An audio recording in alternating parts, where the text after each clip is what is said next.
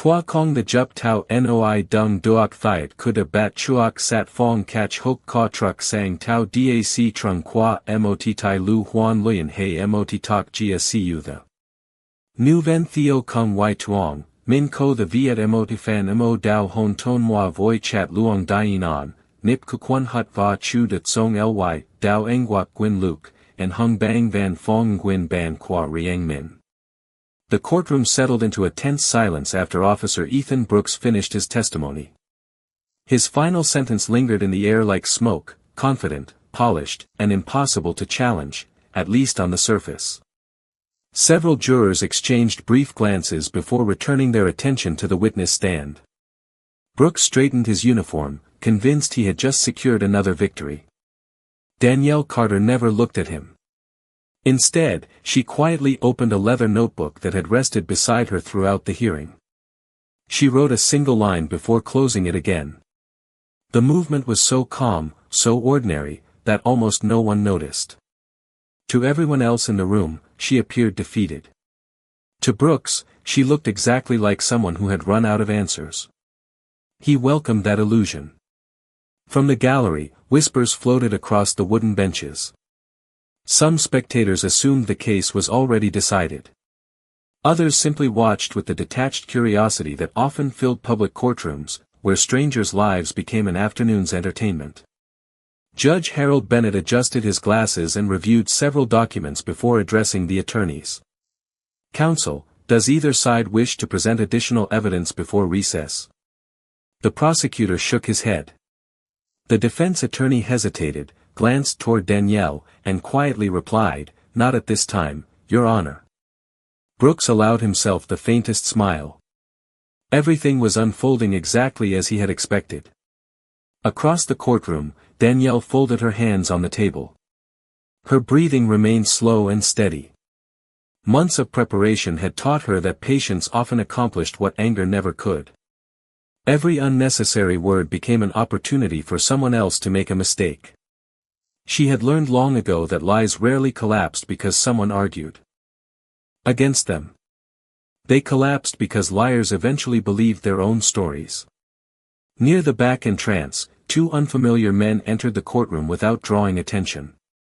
They wore dark business suits instead of uniforms and carried slim document cases. Neither spoke. One quietly took a seat near the exit while the other remained standing beside a marble column. Most people never noticed them. Danielle did. Without moving her head, she caught their reflection in the polished brass frame of the courtroom doors. Right on schedule.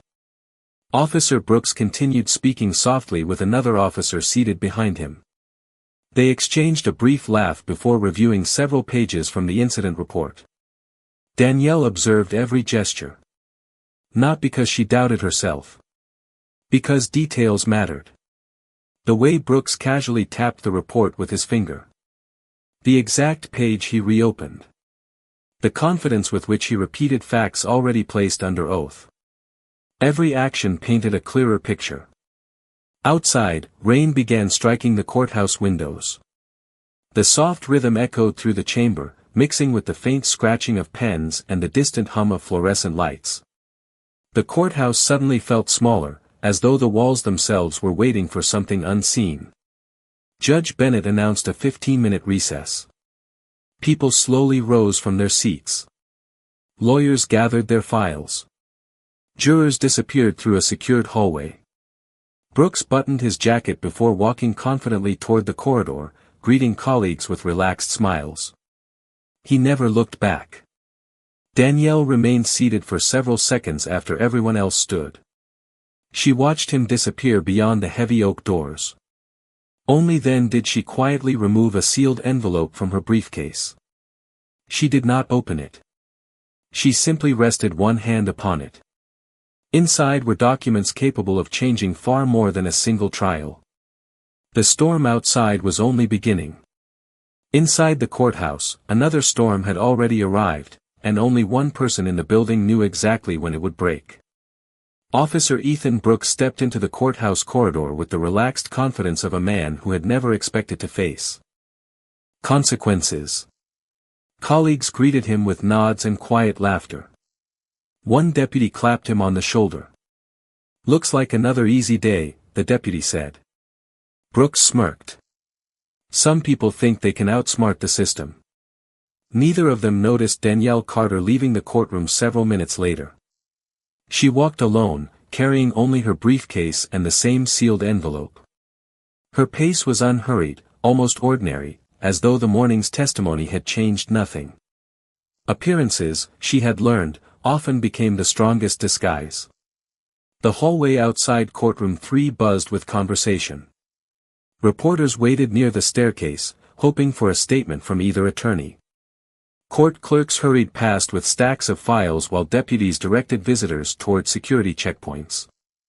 Danielle quietly moved through the crowd. No one stopped her. No one recognized her. That anonymity had taken months to build. She entered a small conference room at the end of the hall and gently closed the door behind her. Waiting inside were the 2 men who had arrived moments before recess. One placed a secure tablet on the table while the other locked the door. "Any changes?" the older man asked. Danielle nodded once. He repeated the timeline exactly as expected. "And the new statement?" He expanded it. The older man allowed himself a measured smile.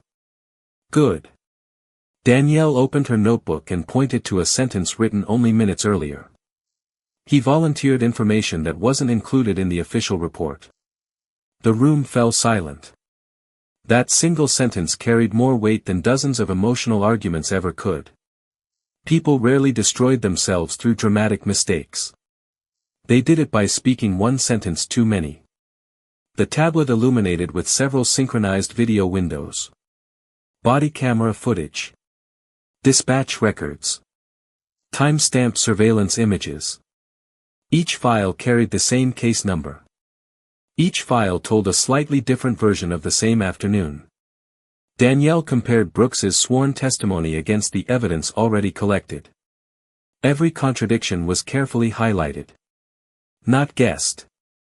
Not assumed. Verified. She leaned back in her chair. Months earlier, this investigation had begun with a single anonymous complaint. Then another arrived. Then another. Different victims. Different neighborhoods. The names changed, but the pattern never did. Reports disappeared. Witnesses changed their stories. Evidence was misplaced. Yet Officer Ethan Brooks somehow remained untouched. Until now. A knock interrupted the silence. Assistant U.S. Attorney Rachel Morgan entered carrying a thick binder. "Federal authorization came through," she said quietly. Danielle accepted the binder without opening it. "Then we're still on schedule." Rachel glanced toward the courthouse windows where rain continued to fall against the glass. "He has no idea, does he?" Danielle followed her gaze. "No." "And the others?" "They're watching him celebrate."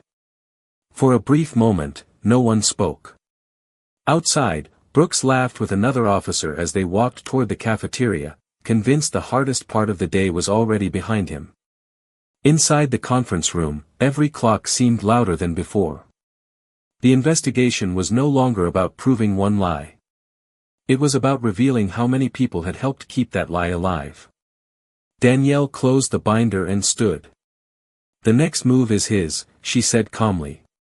"All we have to do now, is let him keep believing he's safe." Ironically, the most dangerous traps are the ones people walk into with a smile. When the afternoon session resumed, courtroom 3 looked exactly as it had before the recess. The jurors returned to their seats. Attorneys organized fresh stacks of exhibits. The bailiff announced the court was back in session, and the quiet murmur dissolved into silence. Officer Ethan Brooks settled into the witness chair once again. He looked comfortable. Too comfortable. Judge Harold Bennett nodded toward the prosecutor. "You may continue." The questioning resumed with routine details, dispatch times, radio traffic, the sequence of events leading to Danielle Carter's arrest. Brooks answered without hesitation. His voice remained steady, every sentence polished by repetition. Years in uniform had taught him how to sound convincing. Confidence, however, was not the same as accuracy. Danielle remained seated beside her attorney, listening without interruption. She never leaned forward. She never shook her head. She simply watched the witness with quiet attention, as though every answer mattered for a reason no one else could yet understand. Brooks described the encounter once more. He claimed Danielle had resisted lawful commands. He insisted she had attempted to interfere with an active investigation. Then, trying to reinforce his version of events, he added another detail. The suspect reached into her left coat pocket before I secured the situation. His words echoed through the courtroom. Danielle lowered her eyes for a single moment and wrote one sentence in her notebook. Nothing more. Across the room, Assistant U.S. Attorney Rachel Morgan noticed the movement. She said nothing. The prosecutor continued. Officer Brooks, are you certain about that sequence? I'm absolutely certain.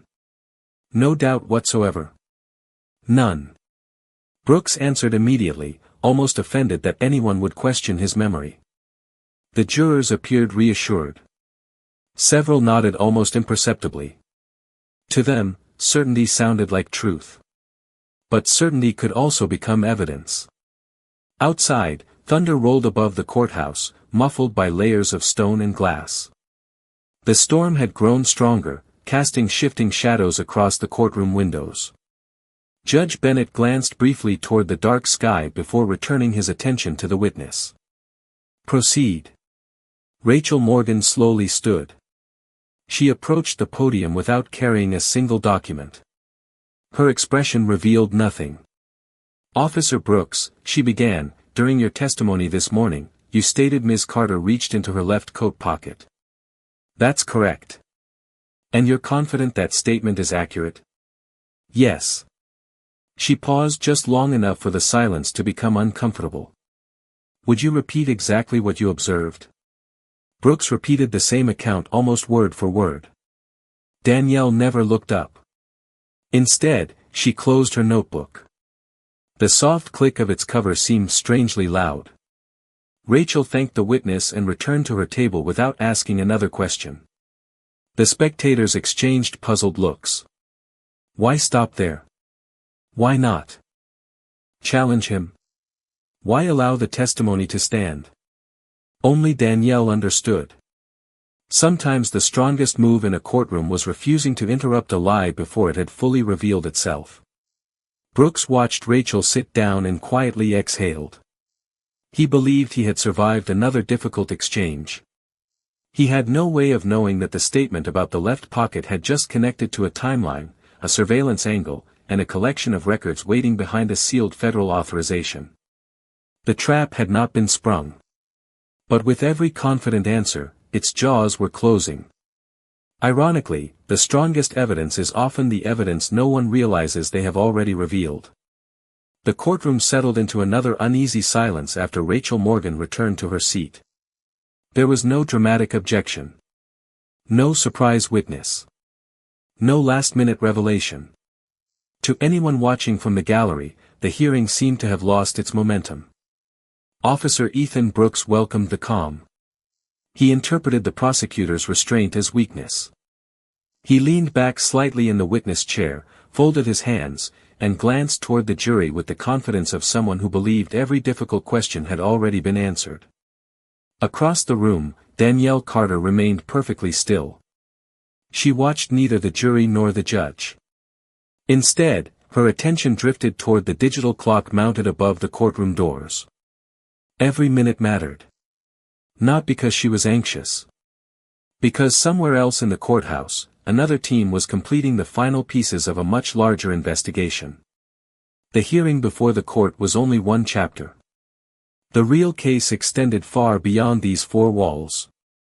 Judge Bennett reviewed several notes before looking toward counsel. Do either of you wish to address the witness further? Rachel Morgan slowly stood again. Just a few clarifying questions, Your Honor. She approached the witness stand without carrying a file. Her hands were empty. That alone caught Brooks off guard. "Officer Brooks," she began, "how many times have you reviewed your incident report before today's testimony?" "Several. Enough to remember every detail accurately." "Yes." "You would recognize any mistake immediately?" "I would." Rachel nodded. "So your testimony today reflects your independent memory, not simply what appears in your written report?" "Correct." The answer came without hesitation. Danielle quietly closed her eyes for the briefest moment. Another piece had fallen into place. The prosecutor thanked the witness and stepped away once more. No challenge.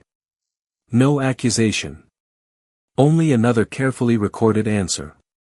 Confusion spread through the spectators. Several reporters exchanged puzzled looks, scribbling notes that raised more questions than conclusions. Why wasn't anyone confronting the contradictions? Why did every exchange seem incomplete? The answer remained hidden beneath layers of preparation that only a handful of people inside the courthouse understood. In a secured evidence room 2 floors above, technicians synchronized body camera footage with dispatch recordings, surveillance timestamps, and digital location data. Every file had been authenticated. Every chain of custody had been documented. The evidence did not rely on memory. It relied on time. Time could not be persuaded. Time could not be intimidated. Time simply existed.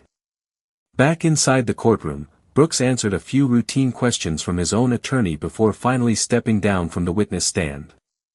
As he walked back to the defense table, he allowed himself another small smile. He believed he had survived the most dangerous part of the trial. He never noticed Danielle opening her notebook one final time. She wrote only 5 words. He committed to the timeline. Then she closed the notebook and rested her hand upon it. The pages inside contained no dramatic speeches. Only observations. Only facts. Only moments that, when placed together, formed a picture impossible to ignore. Outside, the rain had begun to slow. Inside, the atmosphere somehow grew even heavier.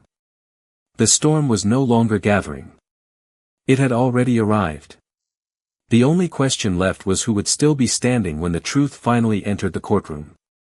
"Sorry, I can't help generate text that closely imitates the distinctive style or structure of a specific training corpus or authors. Materials. If you'd like, I can write part 6 in English with the same plot, characters, and pacing, but in a fresh, original narrative style rather than closely following the trained material." Ironically, the truth entered the courtroom without raising its voice. When the afternoon session resumed, the air felt different. Even the spectators who couldn't explain why found themselves sitting a little straighter. The rain outside had faded, leaving pale streaks across the courthouse windows. Inside, every sound carried farther than before. Judge Harold Bennett looked over the docket. "Counsel," he said evenly, "you may proceed." Rachel Morgan rose from the prosecution table. "Your Honor, before we continue, the United States requests permission to introduce supplemental evidence that has been authenticated during today's proceedings." A quiet murmur spread through the gallery. Officer Ethan Brooks frowned for the first time that day. His attorney leaned toward him. "Did they mention new evidence?" Brooks shook his head. "No." Judge Bennett reviewed the filing handed to him by the bailiff. His eyes paused on the first page, then moved to the attached authorization. "I'll allow it," he said. "Proceed." Rachel nodded, but instead of calling another witness, she turned toward Danielle Carter. "Ms. Carter, would you please approach the witness stand?" The courtroom fell silent. Brooks looked confused. His attorney looked irritated. Several jurors exchanged uncertain glances. Danielle stood calmly, carrying only her notebook. She walked with measured steps, stopping beside the witness stand before looking directly at the judge. "Your Honor," she said, her voice steady, "before I answer any questions, I request permission to identify myself for the record." "Granted." Danielle reached inside her briefcase. Brooks instinctively stiffened. She removed a small leather credential wallet and placed it on the evidence rail. The courtroom clerk opened it. For a heartbeat, no one spoke. Then the clerk quietly handed it to Judge Bennett. His expression changed. He looked back at Danielle. Then once more at the credentials. Please state your name and position. My name is Danielle Carter. She paused. I am a special agent with the Federal Bureau of Investigation. The word settled over the courtroom like a sudden winter wind. No one moved. No one whispered. Officer Brooks stared at her without blinking. His confident expression disappeared. Rachel Morgan continued before the silence could break. Special Agent Carter has been participating in a federal public corruption investigation that predates today's hearing. At that moment, the rear courtroom doors opened. Several individuals in dark business attire entered quietly. At their head was Special Agent in Charge Michael Grant. They carried sealed evidence cases and official documents. No weapons were drawn. No dramatic commands were shouted. Their calm professionalism carried more weight than any display of force. Grant approached the counsel table and presented a folder to the judge. Your Honor, he said respectfully, these materials include authenticated body camera recordings, dispatch logs, surveillance footage, digital timestamps, and sworn forensic analyses related to this matter. Judge Bennett accepted the documents. Officer Brooks finally found his voice. What is this? No one answered him immediately. Danielle looked at him with the same calm expression she had worn throughout the trial. She showed neither satisfaction nor anger. Only certainty. For the first time since taking the witness stand, Brooks realized the questions had never been designed to prove her wrong. They had been designed to give him every opportunity to commit himself to a story that the evidence was already prepared to test. The courtroom had not become his shield. It had become the place where every word would finally be measured against the truth. I could hear it before anyone else did. Not the voices. Not the footsteps. The silence. It spread across the courtroom like a storm that had suddenly forgotten how to move. The fluorescent lights still buzzed overhead. The judge still sat behind the bench. Officer Daniels still wore that same smug expression. But something had shifted. Something invisible had entered the room, and every instinct I had spent years sharpening whispered the same. Warning. The clock was running out. Imagine standing there, knowing the truth is only a few moments away, while every person around you believes you have already lost. Your wrists may ache. Your reputation may already be dragged through the dirt. But somewhere beyond the courtroom doors, justice is already walking toward you. She didn't plead. She didn't argue. She simply watched. Her breathing remained slow, deliberate. The bruises on her wrists were real. The humiliation was real. The whispers cutting through the gallery were real. Yet none of those things reached her eyes anymore. Because her eyes were fixed on one object. A tiny red light. It blinked once. Then again. Almost invisible beneath the courtroom security camera mounted near the rear entrance. Officer Daniels never noticed it.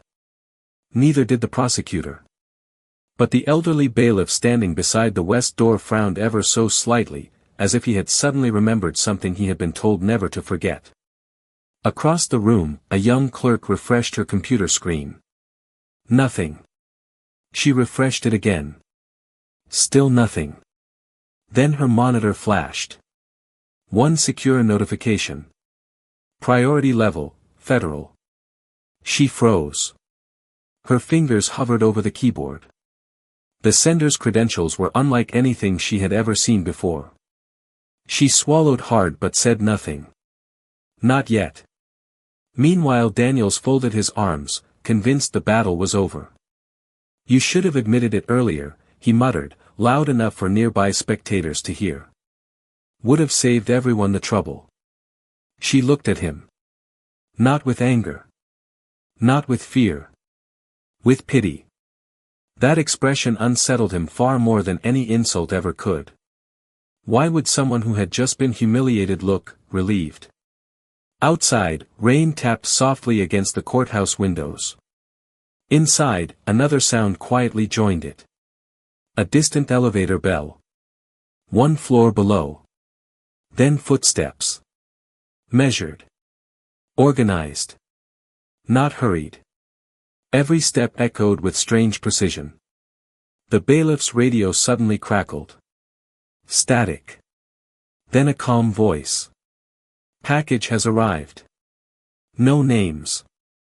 No explanations. Only silence afterward. The bailiff instinctively straightened his uniform.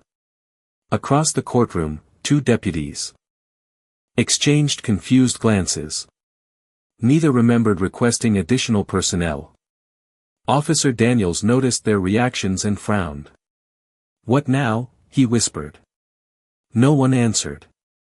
The atmosphere itself seemed to tighten. Even the spectators stopped whispering. The air felt heavier. The judge reached for his gavel but hesitated without understanding why. Somewhere beyond the wooden doors, polished shoes crossed marble flooring. Closer. Closer. Every heartbeat inside the courtroom seemed to synchronize with those approaching footsteps. She finally allowed herself one slow breath. Then she lowered her eyes for only a second. Almost like someone silently counting down. 3. 2. 1. The brass courtroom doors unlocked with a crisp metallic click. Every head turned. And for the first time that morning, Officer Daniels no longer looked like the man holding all the power. He looked like someone about to discover that truth never rushes. It simply arrives exactly when it is needed. The courtroom doors swung inward with slow, deliberate precision. No one spoke. The sound of polished shoes crossing the hardwood floor echoed through the chamber with quiet authority. 4 federal investigators entered first, their expressions unreadable, their movements disciplined. Behind them came a silver-haired woman carrying a sealed black portfolio, followed by a senior official whose credentials alone caused the bailiff's face to drain of color. Officer Daniels smiled at first. He assumed they had come to support the prosecution. He was wrong. The lead investigator stopped in the center aisle and surveyed the room without emotion. Then his eyes settled on the woman who had remained calm through every insult, every accusation, every moment of humiliation. He gave a respectful nod. "Ma'am." One word. Nothing more. Yet the entire courtroom seemed to exhale at once. Daniels frowned. "What is this?" he demanded. No one answered him. The investigator turned toward the judge. "Your Honor, we are assuming federal jurisdiction over this proceeding effective immediately." The words landed like thunder. The prosecutor laughed nervously. "There must be some misunderstanding." "There is not." The black portfolio was placed gently on the evidence table. Its seals carried multiple federal authorizations. The courtroom clerk's monitor flashed again. Access verified. Classified clearance confirmed. Every file connected to the defendant had suddenly become restricted. The judge adjusted his glasses, his confidence slipping away with every passing second. I wasn't informed about any federal intervention. You were never supposed to be." Silence. Heavy. Unavoidable. Imagine believing you control the courtroom only to discover the courtroom has been observing you all along. The lead investigator slowly turned toward the woman still standing beside the defense table. "You may proceed." She reached calmly into her jacket. No sudden movements. No dramatic speeches. Only quiet certainty. From an inner pocket she removed a dark leather credential wallet. She opened it. The federal seal caught the courtroom lights. One by one, faces changed. The prosecutor stopped breathing for a moment. The deputies instinctively straightened. Even the judge remained frozen. Officer Daniels stared as though his mind refused to accept what his eyes clearly saw. This isn't possible. She finally spoke. Her voice remained steady. It became possible the day your department stopped investigating itself. She stepped forward. Every word carried the weight of months spent gathering evidence instead of seeking revenge. I was never here to defend myself. Another pause. I was here to observe yours. The investigators quietly distributed sealed folders across the courtroom. Each contained photographs, internal reports, financial records, witness statements, body camera backups previously marked as missing. Every missing piece had returned. Daniels looked desperately toward the judge.